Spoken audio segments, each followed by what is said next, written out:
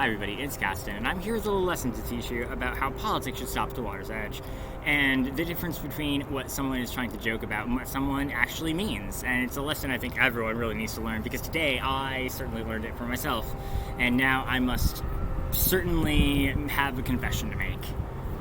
I did actually release an ad today that I made in the last election that was toward now Vice President Harris and now President Biden, I guess. And I made a Trump one too. There was a parody ad, and I guess I took it too far in the eyes of some people.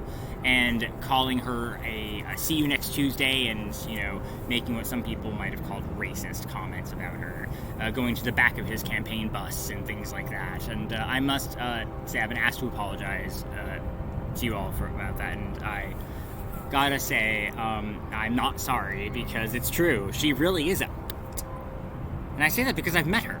She's a if there's ever been a who have before, it's definitely been her. In fact, her team precedes her.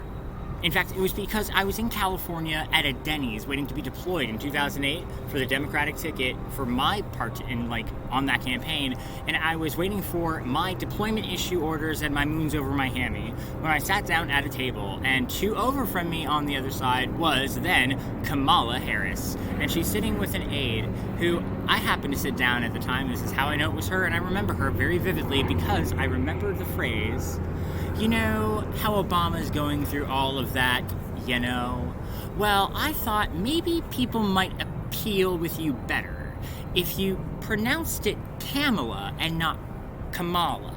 Like Pamela Anderson Lee. Everyone loves her. Kamala. And I chime in, being bright-eyed, bushy-tailed, and brand new, and I say, Kamala is a sacred herb in Peru, because I'm a nerd. And Ms. Harris looks over at me and does this. And looks back. And I said to myself, you! And so, I didn't call her that would be terrible of me. I would never use that word for the woman, ever. I did say, that's a lovely shade of bitch you're wearing, and then I walked away. But I will say this. I did make that joke.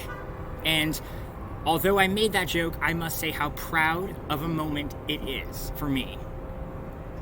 And how emotional of a moment it is for me. And how honored I am to say these words, and happy that I have lived to see the day that I was able to mock the first woman vice president. Well done, madam. Well done. And these are real tears, too. I know what it is to be the first to do something. It's not easy. And when you're the first to do something, it means no one has ever been able to do it before you. And you're in a special category, because after you, no one will ever be the first again. Everyone will also just be an also-ran, because the first is in a special category, because when you're the first person to the top of a mountain, no one tells you what to do, no one tells you what to say, because you're the first person there and no one's done it before. And every person after you will follow your example.